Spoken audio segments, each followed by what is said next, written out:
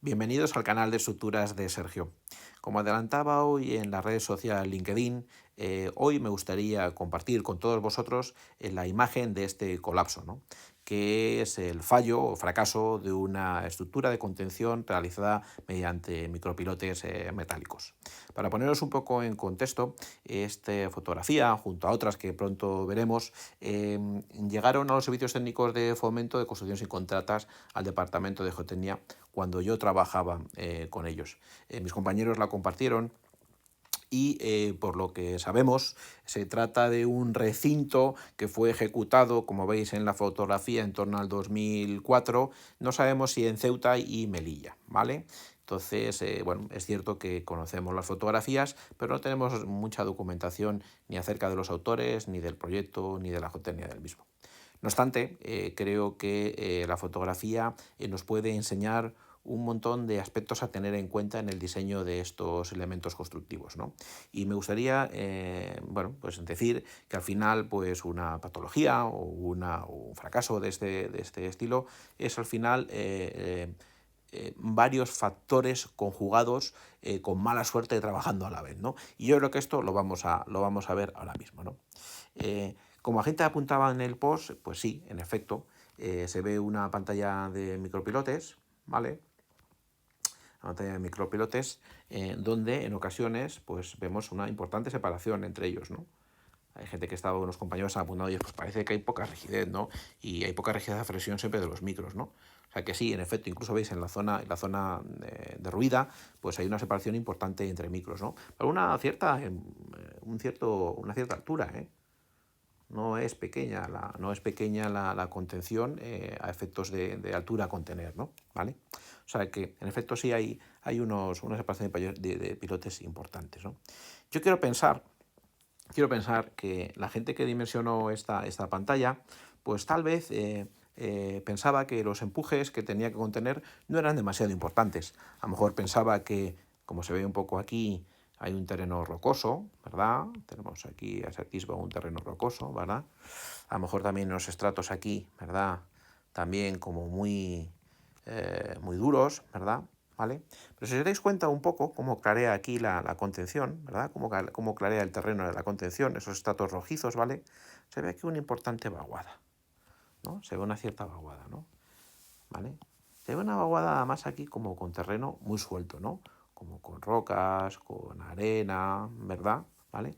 O sea, que nos da que pensar, nos da a pensar que si el informe geotécnico que se realizó fue capaz de identificar este relleno, ¿no? Esta zona detrás de la pantalla que parece provocar mucho más empuje de que tal vez estaba pensado inicialmente, ¿no? Vale.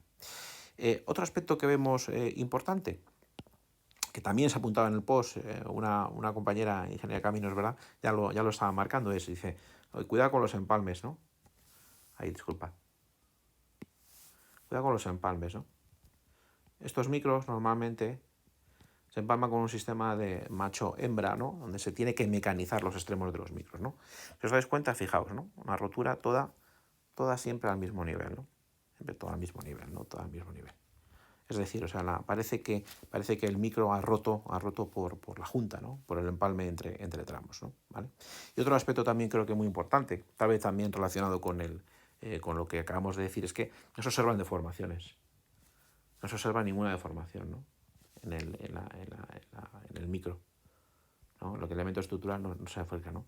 Y sabiendo un poco que además el acero es un elemento muy dúctil, ¿no? Que tiene una gran deformación, ¿no? Que puede trabajar en el régimen elástico, en la rama plástica mucho tiempo. Bueno, pues sabéis que los micros parece que ni se han enterado, ¿no? O sea, que es una rotura como muy frágil, ¿no?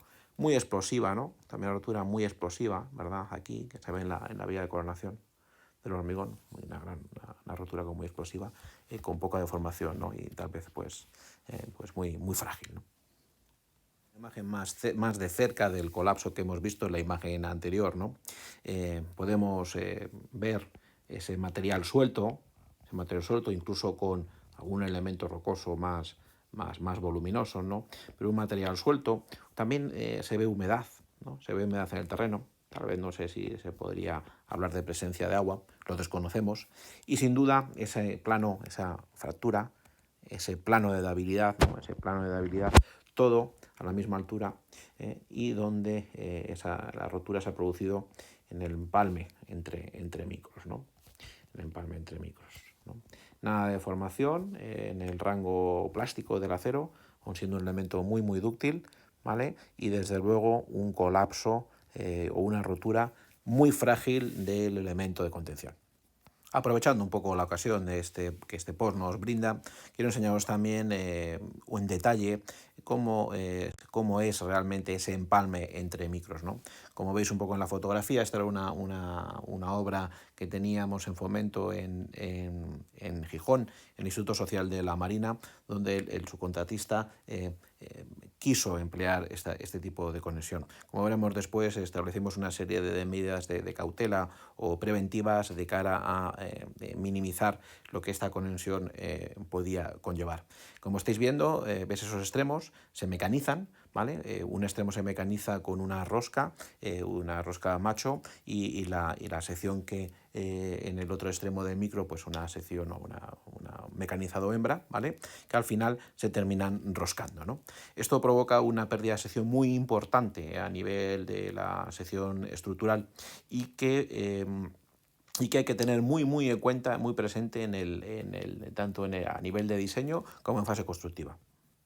En los servicios técnicos de Fomento de Construcciones y Contratas, donde aprendí a diseñar estos elementos de contención, éramos muy conscientes de las fotografías que os he manejado en la primera imagen, las primeras imágenes del post, y éramos conocedores de la fragilidad y de la reducción de resistencia que implicaban hacer los empalmes de los micros con estos machembrados hembra-macho, ¿no?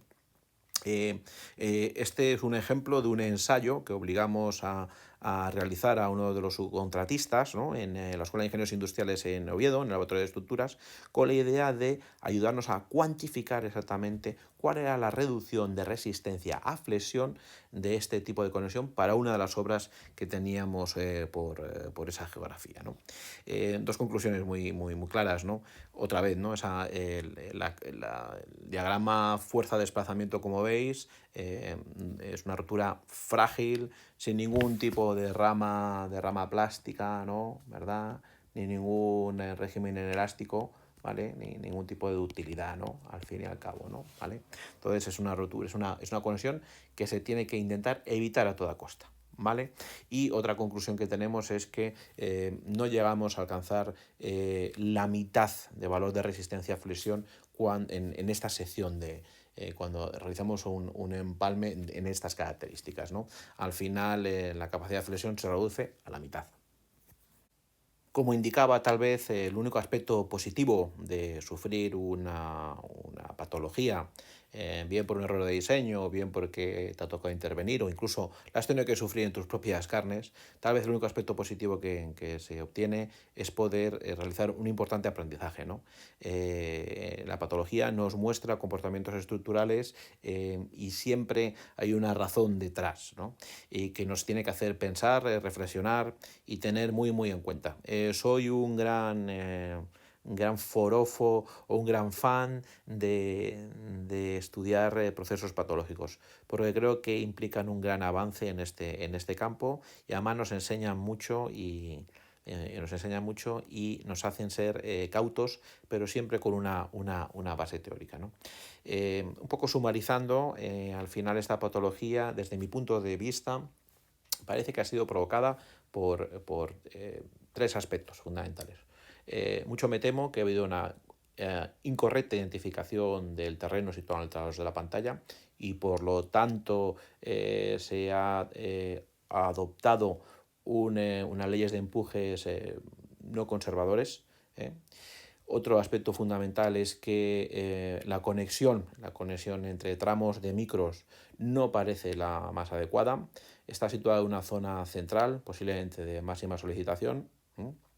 Y el sistema, por ende, es un sistema muy poco dúctil y que asume pocas deformaciones, con lo cual tenemos un sistema constructivo de carácter frágil, ¿no? Que yo creo que se manifiesta en las fotografías que se ven, ¿no? Con la falta de formación de los micros, con la rotura muy abrupta la viga de coronación en la parte superior, ¿vale? Si nos toca un poco a veces lidiar con esta situación bueno, y no podemos emplear otro tipo de conexión como manguitos externos o soldado de barras en torno a los empalmes, se pueden adoptar una serie de medidas preventivas en pos de dotar de más seguridad a la estructura. Una de ellas es siempre identificar, como está marcado aquí, ¿no? Identificar cuáles son las zonas de mayor solicitación, tanto flectora como cortante, de cara a evitar colocar los empalmes en las zonas de mayor concentración de esfuerzos, ¿vale? La siguiente medida que podemos adoptar es la de colocar empalmes al tresbolillo, ¿vale? Colocar los empalmes al tresbolillo. Es decir, que vayamos colocando empalmes entre pilotes alternos, de tal forma que en caso de necesidad tengamos siempre al lado de una sección debilitada, tengamos una sección, ¿verdad?, que pueda trabajar al 100% de su capacidad. Esto adoptará seguridad, ¿no? Y como hemos dicho, muy importante, siempre tener un grandísimo conocimiento del terreno. A veces los informes geotécnicos tienen, como tantas otras cosas, limitaciones. Es necesario también aprovechar las experiencias de los operadores de las máquinas, de los industriales que hacen la obra. Si esperamos, por ejemplo, un terreno con roca y vemos que la barrena, ¿verdad?, el operador nos dice que lo introduce como mantequilla, pues hay que ponerse un poco a dudar, ¿no? Que a lo mejor el terreno que tenemos no es lo que estábamos esperando, ¿no? Eso a lo mejor también nos da tiempo a tomar otra serie de medidas preventivas o a evaluar o reevaluar situaciones. Entre ellas incluso la de aumentar la campaña geotécnica si es una obra de responsabilidad. Bueno, muchas gracias por vuestro tiempo. Si tenéis cualquier tipo de comentario o sugerencia, podéis usar la herramienta que hay en el canal. También podéis dejar vuestras opiniones en el perfil de LinkedIn, con mi correo o a través de los posts que allí tengo. Estáis invitados a mi perfil, donde podéis encontrar un montón de contenido relacionado con el campo estructural. También deciros que necesito vuestras suscripciones, suscribíos para poder compartir más aspectos o este tipo de posts, ¿vale? Y también recordaros que estas fotos forman parte de una presentación acerca de casos prácticos en resolución de elementos de contención que está publicada en LinkedIn, también está que la podéis también obtener en el archivo digital de la UPM, y la realicé cuando fui profesor asociado de la Escuela de Arquitectura Técnica de aquí de la Universidad Politécnica. Sin más, os tengo que dejar. Espero que os haya gustado el post y espero de todo corazón veros pronto. Un abrazo muy fuerte.